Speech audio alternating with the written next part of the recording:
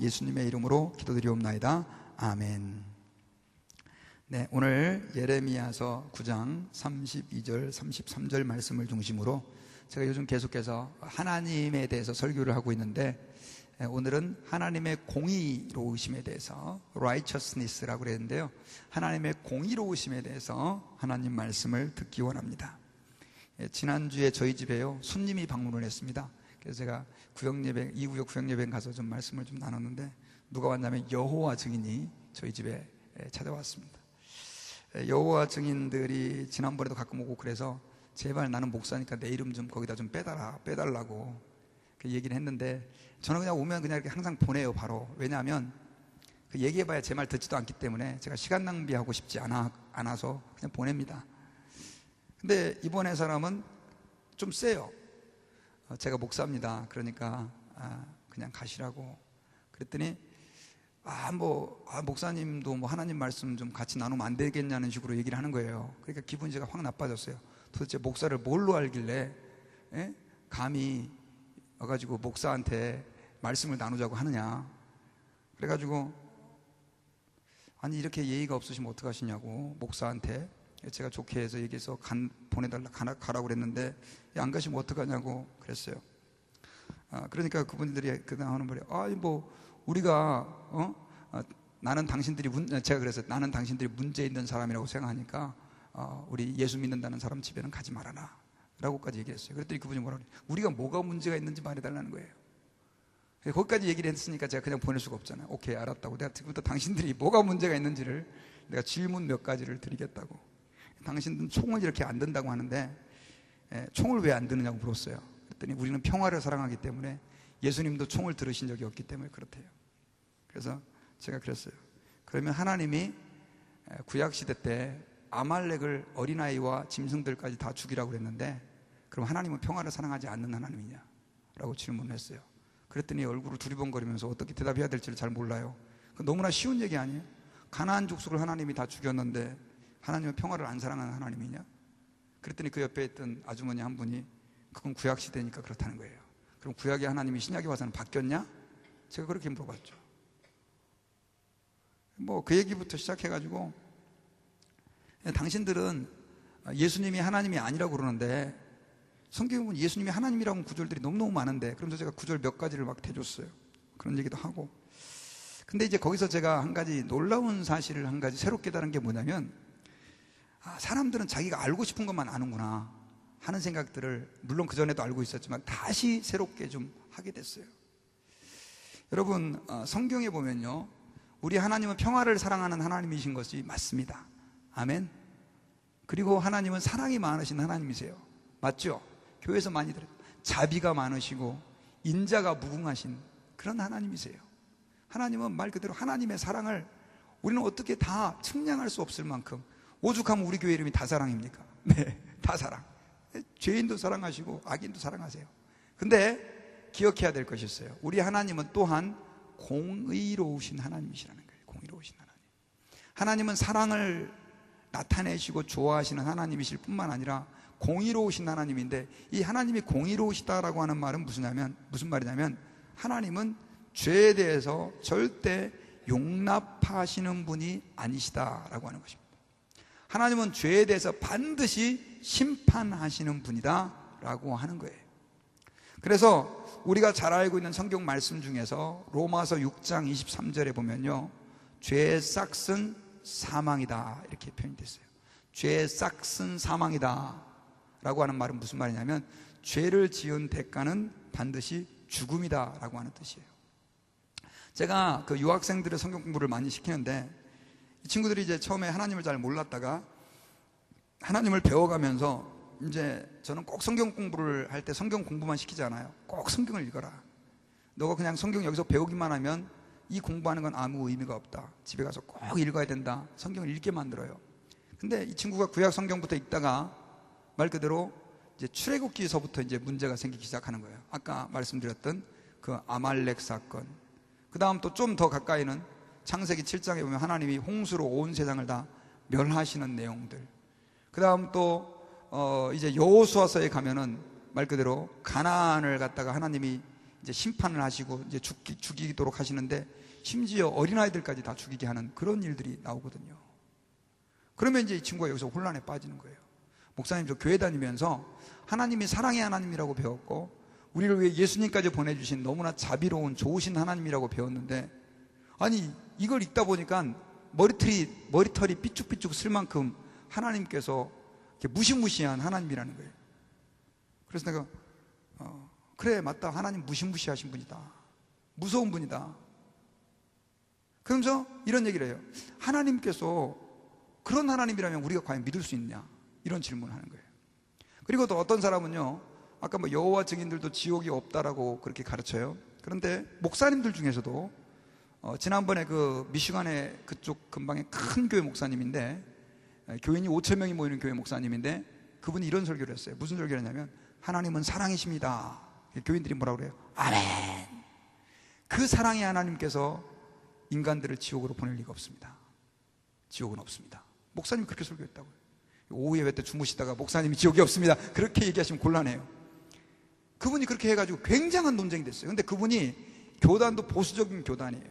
뭐 이상한 교회가 아니고, 실제로 여러분 우리가 신앙생활 할 때 지옥, 그다음 하나님의 심판, 죽음, 이런 얘기를 들으면 저희들은 참 많이 불편해져요. 그리고 구약 성경에 보면요, 하나님께서 이 희생제사를 드리게 하는데 동물들을 엄청나게 많이 죽이게 하시잖아요. 근데 이 동물 애호간의 눈으로 볼 때 사실 우리가 그 구약시대 이스라엘 백성들이 동물을 죽여서 드린 그 제사는 사실 누가 그렇게 하라고 해서 한 겁니까? 누가? 하나님께서 명령하신 것이라고요. 그러다 보니까 그것을 하나님이 명령하셨다고 한다면 동물 애호가의 눈에 볼 때는 그 하나님이 불편해요, 안 불편해요? 불편하죠. 그래서요, 이 교회에 지금 말은 안 하지만 성도들 가운데 많은 분들이 하나님을 반쪽 하나님으로 믿고 계시는 분들이 많이 계세요. 하나님은 사랑의 하나님이다, 좋으신 하나님이다, That's okay, I like it, 그거 좋아해요. 근데 하나님은 심판하시는 하나님이다, 하나님은 공의로우신 하나님이다, 이런 얘기를 하면 뭔가 좀 찜찜해지고, 이거만 하나님을 계속 믿어야 되나 말아야 되나, 그런 생각까지 하는 그런 교인들이 있어요. 여러분, 우리가 하나님 아버지 앞에서 성경을 창세기부터 계시록까지 쭉 읽다가 보면요, 우리는 여기서 놀라운 사실을 한 가지를 좀 발견하게 되는데, 지금 사실 이 두 가지 문제에 있어서 공의로우신 하나님, 심판하시는 하나님에 대해서 불편해지는 사람들은요, 사실은 하나님을 잘 모르는 것입니다. 그리고 아까 말씀드렸던 그 하나님의 사랑이라고 하는 것도 하나님의 공의로우심, 하나님의 심판하심이 전제되지 않으면 그것은 아무런 의미가 없어지기 때문에 그래요. 쉽게 말하면 하나님의 공의가 있기 때문에, 하나님의 그 정의로우심이 있기 때문에 하나님의 사랑이 의미가 있어진다는 거예요. 여러분, 무슨 말이냐면요, 지난주에 제가 혹시 하나님의 속성에 대해서 설교하면서 뭐에 대해서 설교했는지 기억이 나십니까? 하나님의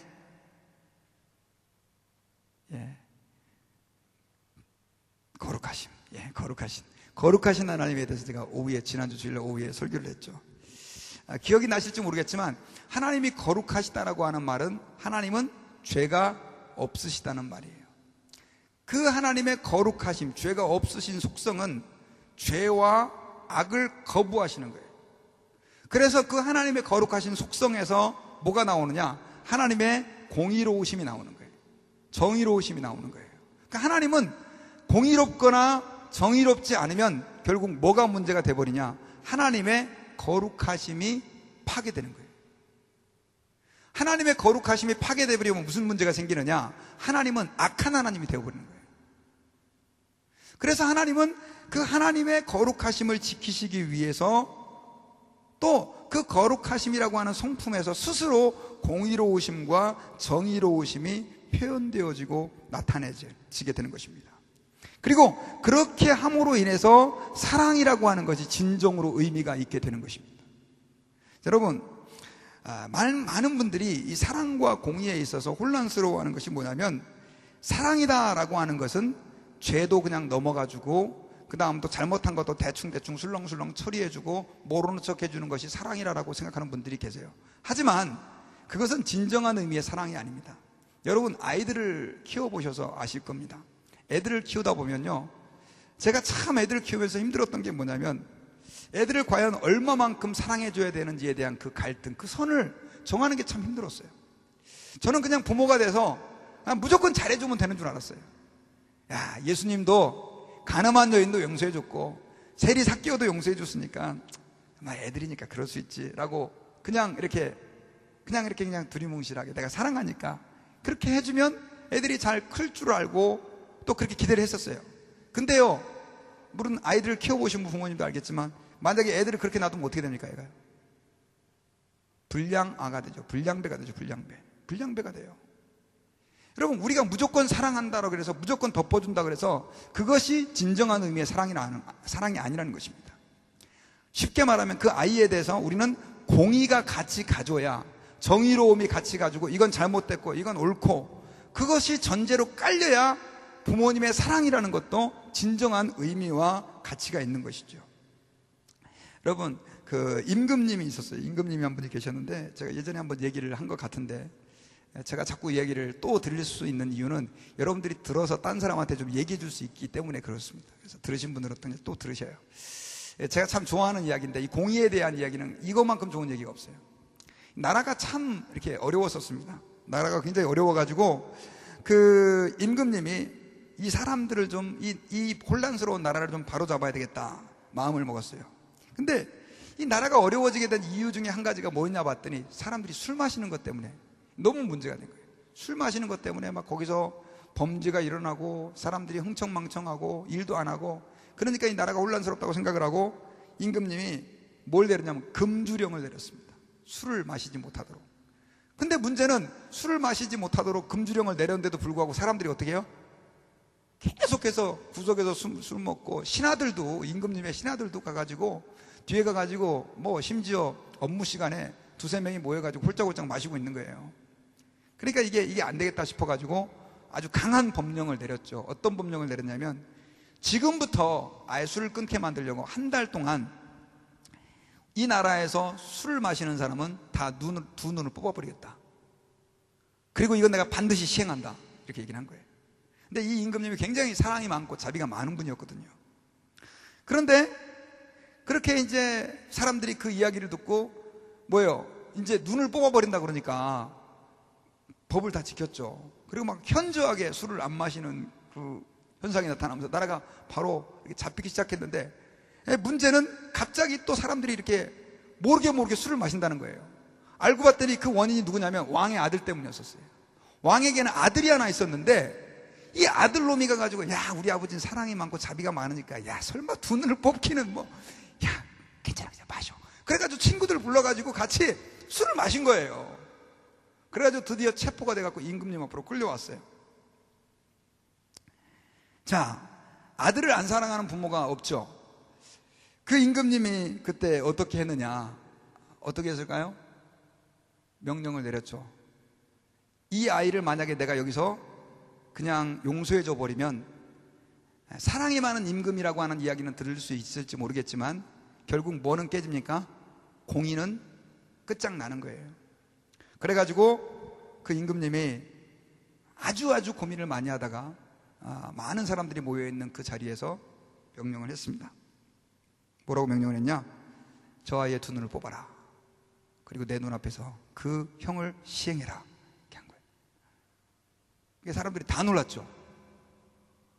그러고 나서 아이의 한 눈을 뽑고 나자 잠깐 스탑을 시킨 거예요. 브레이크, 서라. 그리고 나서 나머지 한 눈은 내 눈을 뽑아라. 그래가지고요, 그 왕이, 왜냐하면 두 눈을 다 뺏기면 아이가 볼 수 없으니까 결국은 자기의 한 눈을 그렇게 뽑게 만들었대요.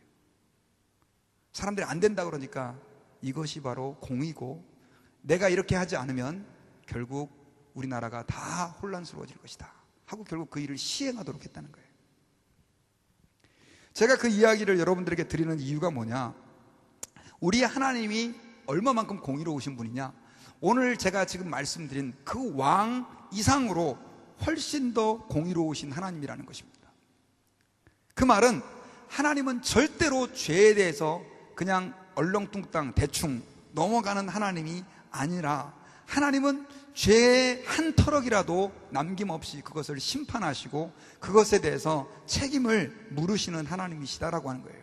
왜냐하면 하나님은 거룩하신 하나님이시기 때문에, 그리고 하나님은 사랑의 하나님이기 때문에, 하나님은 정의로우실 수밖에 없어야 하기 때문에 그렇다라고 하는 것입니다. 여러분, 특별히 우리가 성경을 통해서 우리는 이렇게 공의로우신 하나님을 여러 군데서 만날 수 있는데, 우리가 교회를 다니면 제일 먼저 교회에서 듣게 되는 이야기가 뭐냐면 원죄라고 하는 이야기를 듣게 됩니다. 그죠? 원죄라고 하는 이야기를 듣게 되죠. 그래서 여러분, 사실 우리가 이 공의로우신 하나님을 제대로 이해하지 못하면 우리는 절대로 예수 그리스도를 만날 수가 없습니다. 그리고 하나님 앞에서 믿음이라는 것도 의미가 없어지는 거예요. 우리는 이 하나님의 공의로우신 속성을 이해할 때 진정으로 은혜가 뭔지를 깨닫게 되는 거예요. 자, 제가 지금 원죄, 죄에 대해서 좀 잠깐 말씀을 드리려고 그러는데요. 원래 우리 인간은 하나님 아버지 앞에서 거룩한 존재로 지음을 받았어요.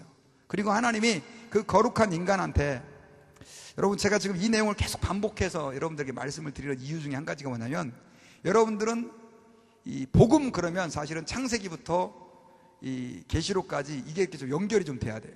이게 제일 중요한 장소가 어디냐면 선악과인데, 하나님께서 우리 인간을 거룩하게 만드시고 그 인간에게 하나님의 사랑과 은혜를 마음껏 공급해 주셨어요.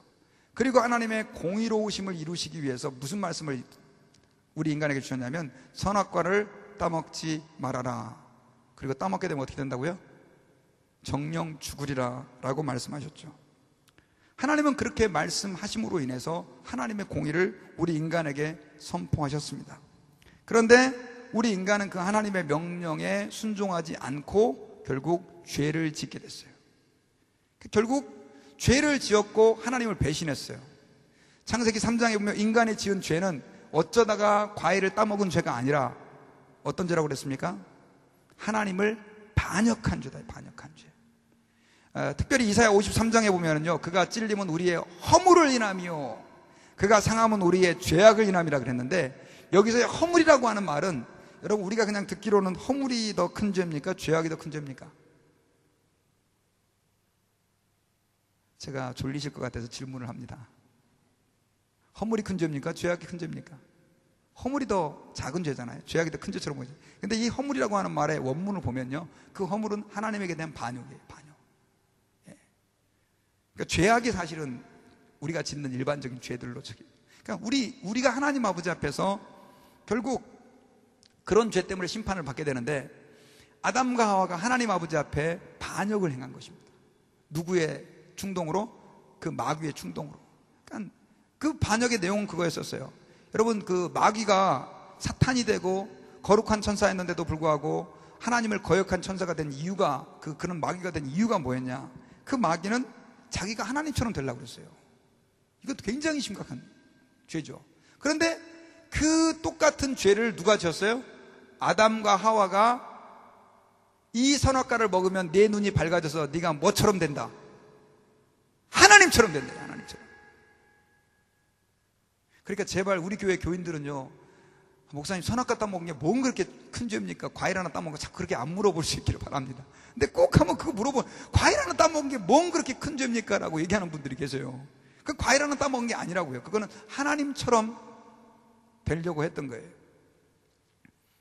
그래서 우리가 하나님 아버지 앞에서 결국은 그렇게 범죄하게 되었어요. 자, 그러면 정의로우신 하나님의 속성에 의하면 이제 우리 인간은 어떻게 되는 것입니까? 어떻게 돼야 맞습니까? 그 죄로 인해서 심판받는 게 마땅하잖아요. 그죠? 그게 바로 뭐냐면 원죄예요. 원죄.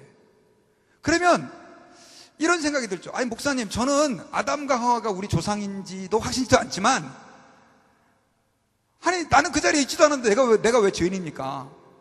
교회 다니지 얼마 안 된 분들은 꼭 그걸 물어봐요. 여러분, 왜 우리가 죄인이죠? 아담과 하와가 죄를 졌는데 왜 우리가 죄인이 된 거예요? 예? 후손이 그냥 죄인이 되는 거예요? 후손이면 무조건? 여러분, 할아버지가 죄를 지면 우리가 그냥 죄인이 됩니까? 네. 자, 원죄라고 하는 것은 뭐냐면, 우리 인간이, 여러분, 제가 그걸 말씀드리지만, 사람은요, 죄를 지어서 죄인이 아니라 죄인이기 때문에 죄를 지어요. 이 말을 잘 이해해야 되는데, 아담과 하와가 범죄했다라고 하는 의미는 두 가지로 우리가 해석을 해요. 첫 번째는 어떻게 해석하냐면, 아담과 하와는 사람이라고 하는 존재의 대표자였다. He was the representative of people, human. 그러니까는 영어로 말하면, 그러니까는 무슨 말이냐면, 아담과 하와의 범죄는 단지 그 사람만의 죄가 아니라 대표자로서 모든 사람들의 대명사가 된 거예요. 그래서 제가 이 얘기를 설명할 때 꼭 제가 축구 게임을 얘기를 하는데, 자, A팀하고 B팀이 축구 경기를 하게 됐어요. 축구 경기를 하게 됐는데, 제일 먼저 축구 경기를 하기 전에 뭘 합니까? 골대를 정하잖아요. 골대를. 축구를 잘 안 하셔서 모르시나요? 뭐 무슨 월드컵은 규칙이 다 있지만 동네 축구는 다 이제 거기서 제일 나이 많거나, 그 다음 또 뭐 반장급에 있는 사람, 학교에서 하게 되면 반장이 와가지고 가위바위보를 하잖아요. 근데 반장이 둘이어서 A반 반장하고 B반 반장하고 가위바위보를 딱 했어요. B반 반장이 져서 A반 반장이 더 유리한 골대를 내가 차지하겠다고 했어요.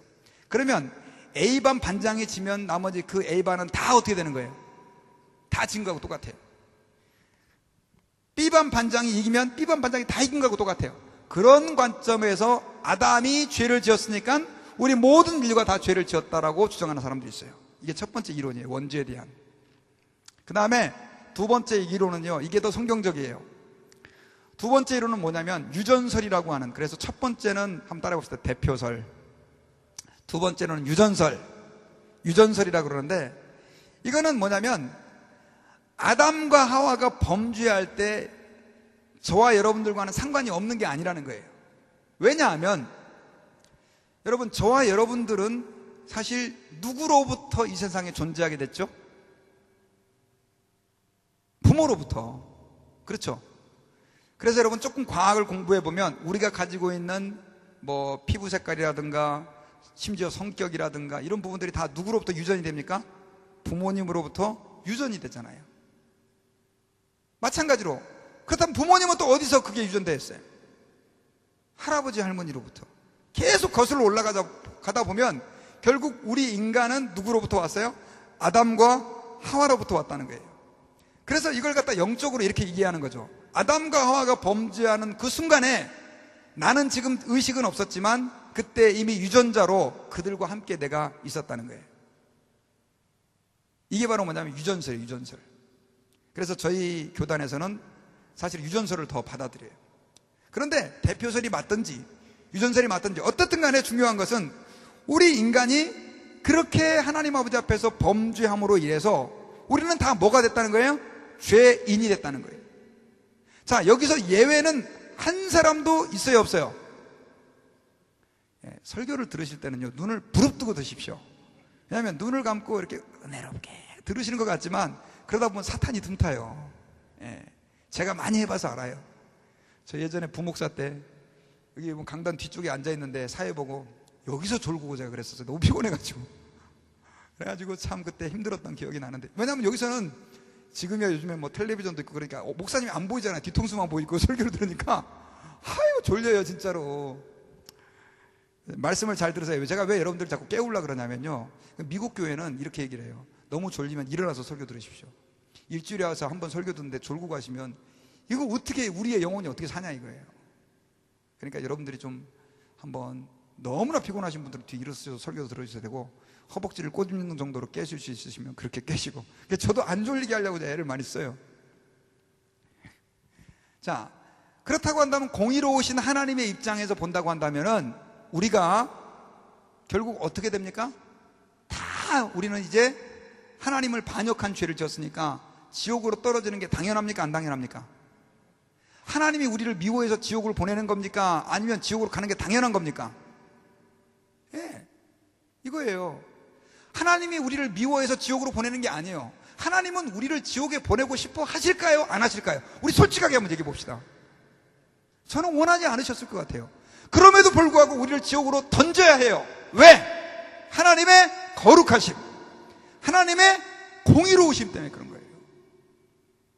죄인인데도 불구하고, 야, 내가 우리 이상희 성도님 이렇게 너무나 이렇게 잘생기셔가지고 특별히 잘생겼으니까 내가 용서해준다, 이렇게 얘기하면 하나님의 공의로우심이 깨지는 거예요. 하나님의 공의로우심 앞에서는 우리는 그 누구도 저는 구원받을 수 있다고 말할 수가 없는 거예요. 여러분, 교회 다니면 자꾸 그런 얘기를 하죠. 목사님이 선행으로 구원받는 게 아닙니다, 착한 일 한다고 천국 가는 게 아닙니다, 자꾸 그 얘기하죠. 왜 그런 줄 아십니까, 여러분? 너무나 간단해요. 하나님의 공의로우심을 이해하면요. 자, 우리는 다 죄로 인해서 심판 아래에 있고요, 지옥에 던져질 수밖에 없는 운명이에요. 그냥 운명이에요. 근데 착한 일을 많이 했어요. 착한 일을 많이 하니까 하나님이, 오, 그래, 너 보니까 착한 일을 참 많이 하네, 어려운 사람 많이 도와주네, 너는 내가 지옥에 안 보내주고 천국으로 보내줘. 자, 여러분들이 솔직히 여쭤볼게요. 공의로워요, 안 공의로워요? 공의롭지 않으세요. 그래서 선행으로 구원 못 받는 거예요. 그러니까 선행으로 구원받는다라고 하면 사기예요, 사기. 그런 종교를 믿으면 안 되고요, 인정할 수도 없는 거예요. 우리가 지옥 가는 것은 착한 일을 안 했기 때문에 지옥 가는 게 아니에요. 왜 우리가 지옥 가는 거죠? 뭐 때문에? 죄를 지었기 때문에요. 그럼 지옥에 안 가려고 그러면 착한 일이 문제가 아니라 뭐가 먼저 해결이 돼야 되는 거죠? 죄 문제가 해결이 돼야 되는 거예요. 죄 문제가. 그래서 하나님께서요, 우리의 죄 문제를 해결하시기 위해서 누구를 보내주셨냐? 예수님을 보내주신 거예요. 예수님이 왜 필요하냐? 죄 문제를 해결하시기 위해서 필요한 거예요. 그러면 예수님이 어떻게 죄 문제를 해결하셨느냐? 여러분 잘 들으세요. 예수님이 어떻게 우리의 죄 문제를 해결했느냐? 예수님이 이 땅 가운데서 하신 가장 중요한 일이 뭡니까, 여러분? 예수님이 많은 일들을 하셨잖아요, 그죠? 우리 누가복음 설교 들어보니까 병자도 고치고 귀신도 쫓아내시고, 그 다음 또 설교도 하시고 기적도 많이 행하시고. 근데 예수님이 하셨던 일 가운데 가장 중요한 일이 있어요. 그게 뭐죠? 할렐루야. 박수 한번 쳐주셔요. 네. 예수님 그러면 우리는 제일 먼저 뭐가 딱 떠올라야 되냐면 십자가가 떠올라야 돼요. 십자가에 죽으신 거예요.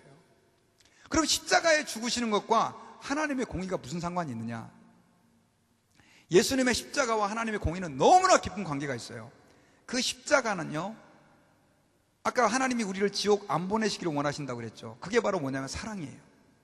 하나님은 우리가 죄인이지만 우리를 사랑하셨어요. 그리고 우리를 지옥에 가지 않고 심판하기를 원하지 않으셨어요. 왜? 하나님의 형상대로 만든 너무나 존귀한 분들이기 때문에 그래요. 우리 옆에 있는 분들 한번 보세요. 하나님은 당신을 너무나 사랑하십니다. 손 한번 잡아주시고. 사랑스러우시는지 모르겠지만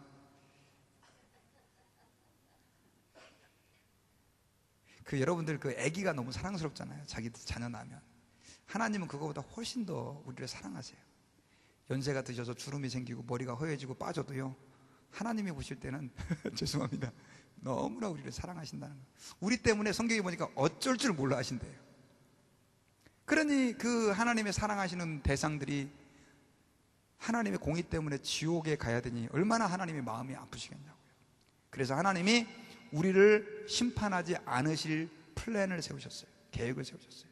그게 예수 그리스도신데, 예수 그리스도는 우리의 죄를 위해서 십자가에 죽으셨어요. 그 말은 이것입니다. 아까 우리가 왜 하나님의 나라에 들어가지 못하고 지옥으로 던져지는 심판을 받아야 되느냐? 뭐 때문이라고요? 하나님 아버지 앞에서 범죄한 것 때문에. 지금 이렇게 제가 설명하는 내용들이 다 이렇게 정리가 좀 되시죠? 잘 되시죠? 오후 시간이라 피곤해서. 근데 그러면 그 죄 문제만 해결이 되는데 그 죄는 어떻게 해결이 되느냐? 죄는 심판을 통해서만 해결이 돼요. 그래서 우리가 심판을 받는 거예요.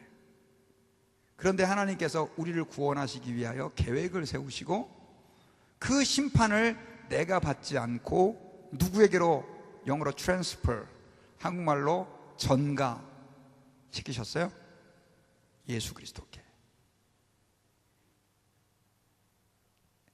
자, 그래서 내가 받아야 될 그 죄에 대한 형벌과 심판을 하나님이 누구에게 요구하셨어요?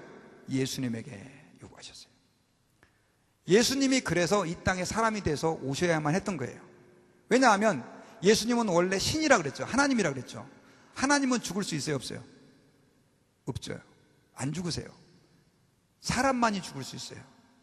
그러면 어디 훌륭한 사람이 우리의 죄를 대신 지고 죽는 거는 왜 안 되느냐? 왜 안 될까요?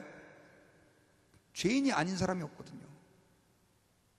제가 장 집사님을 너무 사랑해서 제가 집사님 대신 죽겠습니다 해도 인정 안 해요. 하나님은요. 집사님은 고마워하실지 모르겠지만 니도 똑같은 죄인인데 잘난 척하고 있는데 지도 지옥 갈 놈이 그거예요. 똑같이 죄인인데. 아니 생각해보세요. 사형수가 둘이 있는데 야 내가 너를 위해서 죽을게. 그러면 니나 잘해 자식아. 그렇게 안 할 거냐고요. 아니 제 말이 틀렸습니까? 그래서 죄를 짓지 않은 사람이 없었기 때문에 하나님은 죄를 짓지 않으신 하나님의 아들, 죄가 없으신 하나님의 아들을 이 땅에 보내신 거예요. 그래서 그 예수님이 죄 없이 사람으로 오셔서 우리의 죄를 대신 지신 거예요. 자, 예수님은 누구셨다고요? 하나님의 아들이셨었고 또 하나님의 아들이셔요. 옛날에 하나님의 아들이었는데 지금은 아니다. 그게 아니에요. 여호와 증인들 또 그렇게 가르치더라고요. 또 그 얘기 또 처음 들었어요. 이게 무슨 회개에 망측한 교리라고.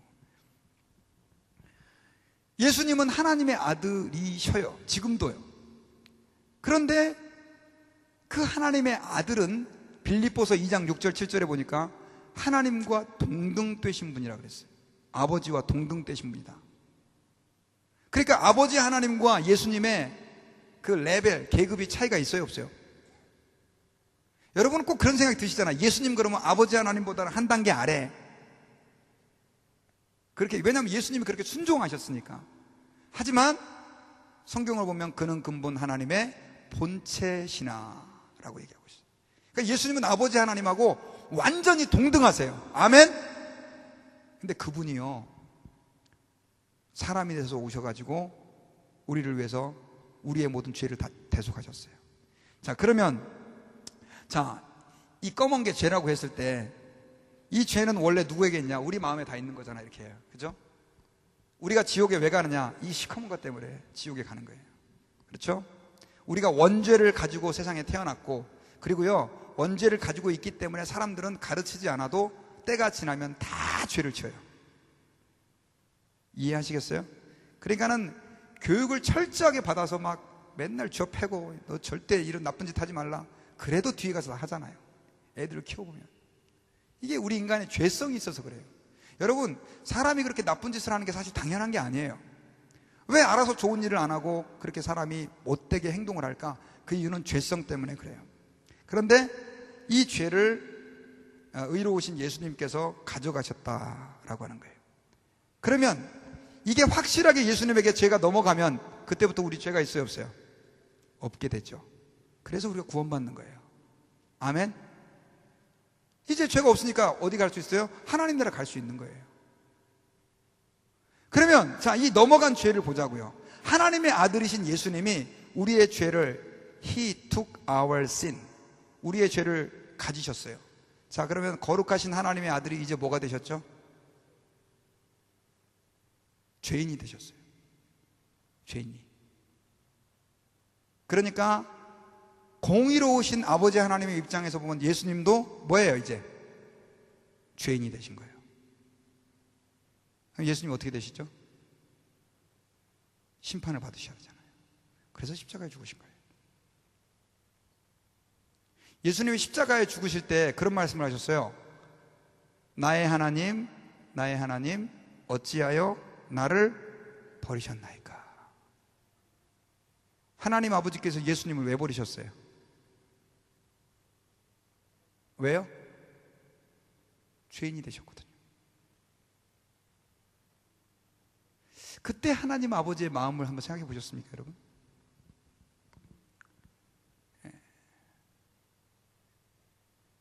그리고 예수님께서 십자가에서 죽으실 때 뭐라고 말씀하셨죠? 다 이루었다. 부활하신 이후에 다 이루었다고 하지 않으시고 십자가에서 죽으실 때 다 이루었다 이렇게 말씀하셨어요. 뭘 이루셨다는 거예요? 이제 우리 안에 있는 이 죄를 예수님이 가져가셔가지고 십자가와 함께 죽으신 거예요. 그 십자가의 현장은 그래서 내 죄가 파괴되는 장소란 말이에요. 내 죄가 파괴되는 장소.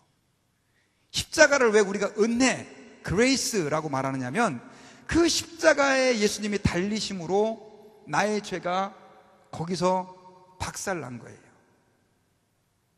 그래서 그 찬양에도 보면 십자가 십자가 무한 영광일세, 그 찬양이 있잖아요. 그 말이 무슨 말이냐면 바로 그 십자가에 예수님이 죽으셨다는 뜻이에요. 우리가 여러분 지금 십자가 목걸이도 하고 귀걸이도 하고 다니지만 원래는 그 십자가는 저주, the symbol of curse, 저주의 상징이었었어요. 그런데 그 십자가에 예수님이 나의 모든 죄를 지시고 죽으심으로 인해 가지고 하나님의 무엇을 성취하셨어요? 공의를 성취하신 거예요.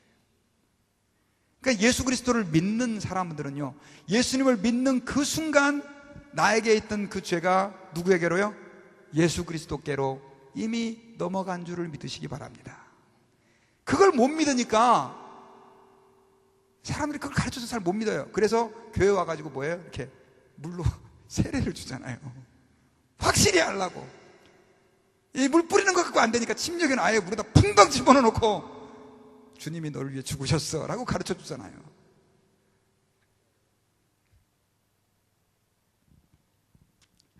그래서 여러분, 우리는 예수 그리스도와 하나님의 공의를 제가 설명을 했는데, 하나님의 공의로우심을 제대로 이해하게 되면 주님의 십자가가 얼마만큼 우리에게 감사하고 고마운 것이다 라고 하는 사실을 저희들이 고백하지 않을 수가 없다라고 하는 것입니다.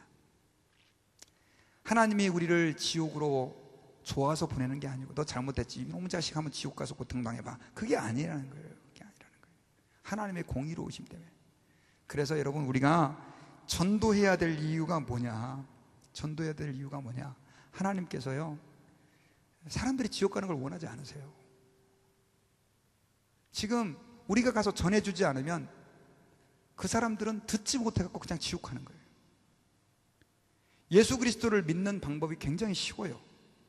나의 죄를 고백하고 내가 죄인인 걸 고백하고 예수님을 주로 영접하면 죄사함 받아요. 아멘. 그래서 누구나가 구원받을 수 있는 거예요. 예수 믿는 게 어렵지가 않다고요. 근데 그 쉬운 방법을 우리가 전하지 않으면, 내가 전하지 않은 것 때문에 그 사람은 어떻게 되는 거예요? 지옥으로 가는 거예요. 여러분, 그런 얘기 들어보셨어요? 우리가 교회에서 열심히 기도하고 성경 공부하고 그 다음 또 예배는 드리는데 전도를 아예 하려고 생각도 안 해요. 하나님이 그 사람 기뻐하실까요? 기뻐하실까요? 안 기뻐하실까요? 기뻐하시죠. 왜 안 기뻐하셔요?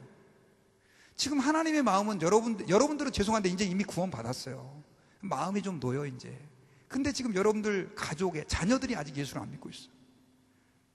여러분들 마음도 아프겠지만 하나님 마음은 더 아픈 거예요. 여러분들의 이웃이 예수님을 안 믿고 있어. 여러분들이 조금만 그 사람을 위해 기도하고 가서 좀 사랑을 베풀어주면, 주님은요 천사들에게도 복음 전하는 그 직분을 맡겨주시지 않았어요. 누구에게 맡겨주셨어요? 그 일을? 우리에게 맡겨주셨다는 거예요. 그러면 우리가 가서 전해주면 그 사람이 하나님의 심판을 피할 수 있어요? 없어요? 있지요. 여러분, 그래서 이 시간에 저희들이 하나님 아버지 앞에서 이 공의로우신 하나님을 생각할 때 특별히 우리는 한번 진지하게 나는 그 구원의 은혜와 하나님의 베풀어 주신 사랑에 감격하고 있는지, 정말로 그걸 내가 정말 뼈저리게 느끼고 있는지를 한번 좀 돌아봤으면 좋겠고요. 정말로 예수 그리스도를 믿지 않아서 죽어가는 그 영혼들을 바라보는 하나님의 마음을 우리가 한번 좀 느끼고 경험해 볼 수 있기를 바랍니다. 그리고 한 가지만 더 말씀드리고 말씀을 맺겠습니다. 하나님의 그러한 공의를 이해할 때 예수를 믿는 사람들은요, 하나님 앞에 죄 짓는 것을 두려워해야만 합니다. 주님이 나를 용서했으니까, 나는 이제 죄사함 받았으니까 내 마음대로 살겠다. 그러면 하나님의 공의가 예수 믿은 사람에게는 하나도 안 바뀌나요? 죄송합니다. 하나님을 믿은 사람에게는 하나님의 공의가 하나도 적용이 안 되나요? 공의로우신 하나님은요, 내가 예수 믿기 전이나 믿고 나서나 똑같아요. 단지 우리는 용서함을 받은 죄인이에요. 여러분, 내 아이는 내가 그 아이를 바르게 키우기를 원한다고 하면은 오히려 더 잘못했을 때 어떻게 해요? 채찍을 들고 매를 들어요. 하나님은 오죽하면 자녀 교육에 대해서 가서 때려라, 죽지 않는다. 잠언서에 그런 말씀까지. 우리 아이들하고 그거 갖고 많이 싸웠어요. 매를 딱 들면 아빠 어떻게 매를 드냐고, 미국에서. 그러면 제가 성경 구절 펴줘봐요. 야, 성경에 보면 자녀를 때리라고 돼 있다, 죽지 않는다 그랬대요. 그런 게 성경에 어딨냐요? 펴줘서 읽어봐. 뭐 어쩌죠. 저는 여러분, 예수님을 믿는 사람이기 때문에 하나님의 채찍이 있습니다. 여러분, 우리가 그래서 죄를 지면 안 되는 거예요. 다윗이 하나님 앞에서 인구조사를 하는 죄를 지었어요. 나라가 너무나 부강해지고 강건해지니까 이제 교만해졌어요. 그래가지고 하나님이 싫어하시는 자기 능력을 테스트하기 위한 인구조사 자체가 잘못된 건 아니라고 저는 봐요. 근데 이제는 내가 이 정도 파워를 가지고 있지 않은 교만한 마음으로 인구조사를 하게 됐는데, 그게 하나님 마음을 아프게 했어요. 그래가지고 다윗이 형벌을 받았는데, 어떤 형벌을 받았냐, 3가지 형벌 중에 하나를 선택하기로 했는데, 그 중에 다윗이 택한 게 뭐냐면 온역, 그래가지고 이렇게 요즘 말하면 전염병이 번지는 거였어요. 3일 동안 7만 5천 명이 죽었어요. 다윗은 직접적으로 그 피해를 당하지 않았는데 그 백성들이 죽어가는 걸 보고 저는 더 고통스러웠을 거라고 생각을 해요. 여러분, 하나님은, 그 다윗의 하나님은 오늘날 우리의 하나님이시기도 해요. 하나님을 여러분 두려워하세요. 나는 예수님 앞에 구원받았으니까 함부로 하나님 내가 섬기고 싶은 대로 내 마음대로 섬겨도 천만의 말씀입니다. 하나님을 두려워하십시오. 저는 참 어떤 때는 두려운 게, 하나님의 뜻이 어디 있냐라고 물어볼 때 내가 하나님의 뜻대로 순종하지 않으면 사실 하나님이 너무 마음 상해하실 거고 막 두려워해요. 무서워요. 믿음이 없어서 그런 게 아니에요. 공의의 하나님을 알기 때문에 무서운 거예요. 여러분, 사람에게 함부로 하지 마시고 하나님 아버지 앞에 함부로 하지 마십시오. 하나님이 다 보고 계시고요. 그리고 공의로우신 하나님께서 그것이 잘못됐다는 것을 가르쳐주는 날에는 우리가 피곤해져요. 힘들어져요. 매에 맞게 된다는 말이죠. 그래서 저는 우리 모든 성도들이, 그것도 하나님이 사랑하시니까 오는 징계지만, 하나님 앞에서는 최대한 좀 징계를 안 받고 우리가 성장할 수 있기를 주의 이름으로 축원합니다. 오늘 느헤미야서 제가 공의에 대한 말씀을 읽어놓고 제가 다른 얘기만 했는데, 오늘 이 말씀은 그겁니다. 느헤미야가 하나님 아버지 앞에서 기도하는 내용인데요, 그 내용은 그겁니다. 이스라엘 백성들이 너무나 많이 고생하고 말 그대로 아픔을 많이 겪었는데, 사실은 우리가 그러한 환난과 고통을 당했다고 해도 하나님 아버지 앞에서 당신 잘못했습니다라고 말할 수 없다는 거예요. 왜냐하면 하나님은 공의로우시기 때문에 그것은 하나님이 잘하신 것입니다라고 얘기하고 있어요. 33절에 그러나 우리의 당한 모든 일에 주는 공의로우시니 우리는 악을 행하여 싸우나 주는 진실이 행하였습니다 라고 말하는 것입니다. 여러분, 하나님 아버지 앞에서 우리 하나님은 공의로우시고 신실하신 하나님이세요. 그래서 저와 여러분들이 그 공의로우신 하나님을 잘 이해하고 우리의 죄 때문에 대신 죽으신 예수 그리스도께 감사하고, 아직도 하나님의 공의를 잘 이해하지 못해서 죽어가는 영혼들에게 복음을 증거하기를 힘쓰시고, 또 우리가 하나님 앞에 두렵고 떨림으로 거룩하고 순결하게 하나님께 살아서 주님의 영광을 나타낼 수 있는 저희들이 될 수 있기를 주의 이름으로 축원합니다. 같이 기도하겠습니다. 존귀하신 하나님 아버지, 감사합니다. 오늘 말씀을 통해서 하나님 놀라운 은혜로 정말 공의로우신 하나님께서 예수님에게 모든 죄를 전가시킴으로 우리를 하나님의 자녀 삼아 주신 것을 감사를 드립니다. 오늘 공의로우신 하나님에 대해서 배웠습니다. 그 하나님을 더 깊이 알 뿐만 아니라 이제는 증거하게 하시고, 아직 예수님을 알지 못하는 사람들에게 그 하나님의 놀라우신 사랑과 은혜를 전파할 수 있는 저희들이 되게 도와주옵소서. 감사하고 예수님의 이름으로 기도드리옵나이다. 아멘. 찬송가 410장 사실 하나님의 은혜는요, 공의를 이해할 때 제대로 우리가 발견할 수가 있게 됩니다. 제가 참 좋아하는 찬양인데요, 가사에 보면은 하나님의 은혜로 이 쓸데없는 자 왜 구속하여 주는지 알 수 없도다. 같이 우리가 한번 하나님께 기도하는 마음으로 우리 같이 고백할 때,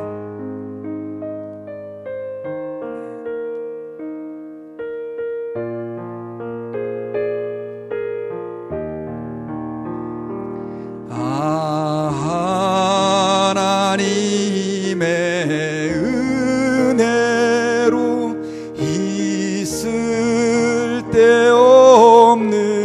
자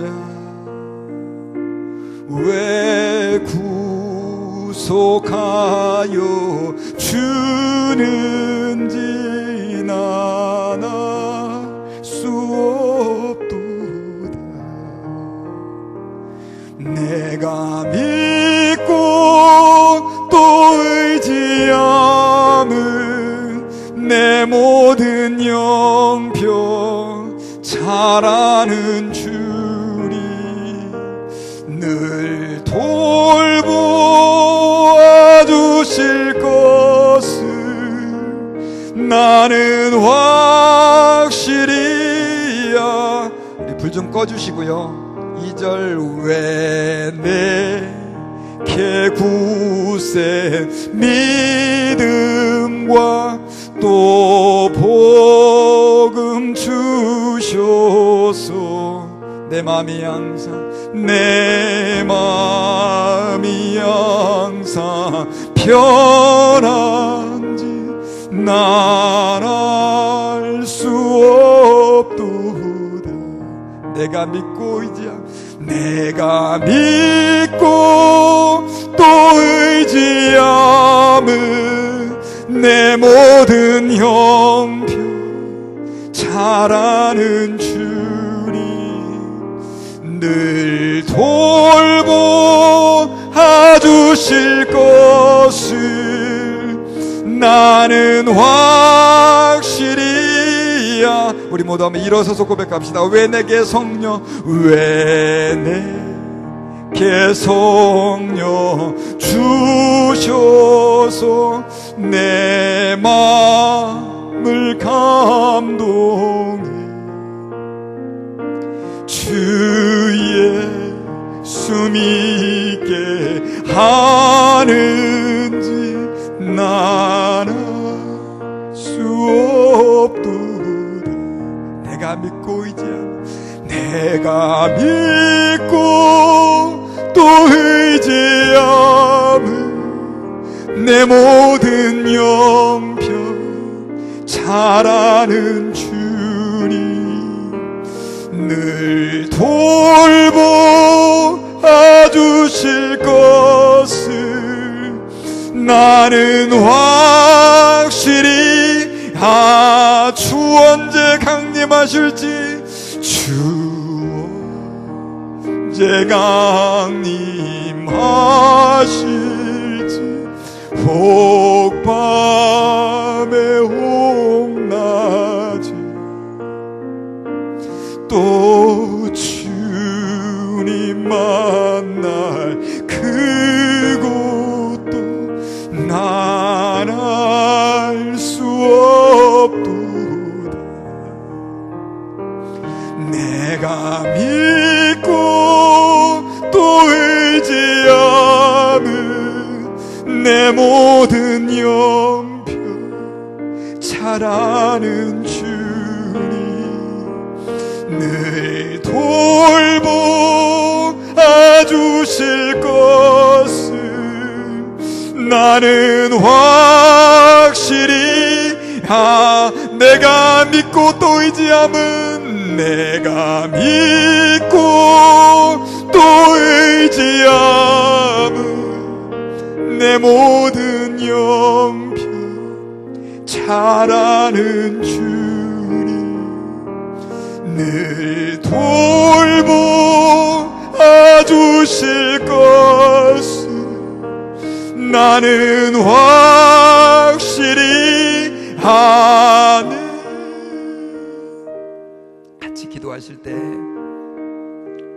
독생자 예수님까지 우리 위하여 죽이시면서까지 우리를 사랑해 주신 그 주님 앞에 감사를 드리고, 죄 때문에 아들까지 버리신 그 주님이신데 하나님, 저희들을 경건하게 거룩하게 살게 도와달라고 그렇게 기도합시다. 그리고 아직도 그 은혜를 알지 못하고 죽어가는 우리의 이웃들에게 하나님의 복음을 우리가 입술로 증거할 수 있도록 하나님 기회를 주시고 담대함을 주시도록 합심하여 우리 결단하며 우리 하나님께 감사하며 기도하도록 합시다. 기도하겠습니다. 존귀하신 주님, 이 시간에 저희들 하나님 아버지 앞에 감사합니다. 아무것도 아닌 저희들을 사랑하여 주셔서 우리를 죄 가운데서 건져내시기 위하여, 구속하시기 위하여 하나님 자녀 삼으신 것을 감사합니다. 그 은혜를 우리가 어찌다 말로 표현하며 그 사랑을 무엇으로 증거하며 고백하겠습니까? 하나님 함께하여 주시옵소서. 하나님 은혜하여 주시옵소서. 아버지 하나님, 저희들의 마음속에 그 은혜를 쏟아부어 주시옵소서. 아버지 하나님 도와주시옵소서. 아버지여 역사하시옵소서. 주여 성령으로 함께해 주셔서 알게 하시고 깨닫게 하여 주시옵소서. 하나님, 주님을 기쁘시게 하는 저의 삶이 되기를 원하는데 아버지 하나님, 그 은혜 가운데 거하여 하나님을 기쁘시게 하는 저를 해주시옵소서.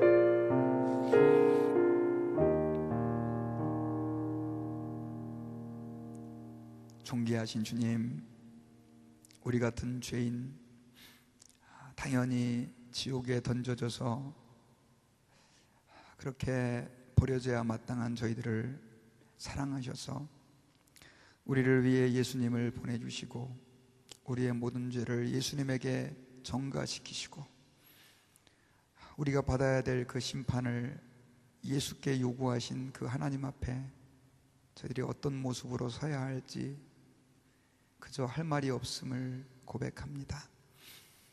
하나님, 그 은혜로 우리가 살게 되었고 그 은혜로 주님 자녀가 되었다고 말하면서도 연약하여 범죄하고 때로는 하나님을 깊이 생각하지 아니하여 연약하여 하나님의 뜻을 거스려 행할 때가 많이 있었음을 하나님 앞에 회개하오니 용서해 주시고, 주님, 오늘 말씀을 통해 공의로우신 하나님을 깨달아 싸우니 아버지 하나님 앞에 저희들 사는 날 동안 주님 부르시는 그날까지 거룩하고 깨끗하게 살아갈 수 있도록 은혜를 베풀어 주옵소서. 아직도 그 복음을 알지 못하여 죽어가는 심판의 그늘 아래 있는 많은 영혼들을 저들을 위하여 기도하게 하시고 그들에게 주의 사랑과 은혜를 선포할 수 있도록 하나님 역사해 주시옵소서. 지금은 우리를 위하여 십자가에 죽으시고 부활하신 우리의 영원한 구속이 되어주신 예수 그리스도의 은혜와 아버지 하나님의 다함이 없으신 크고 넓으신 사랑하심과 성령의 감동하시고 감화하시는 역사하심이 오늘 공의로우신 하나님 앞에 그 은혜가 아니면 설 수 없었음을 고백하며 그 하나님 앞에 두렵고 떨리는 마음으로 하나님의 영광을 나타내며 살기를 원하는 성도들 위해 이제로부터 영원 무궁토록 함께 계실지어다.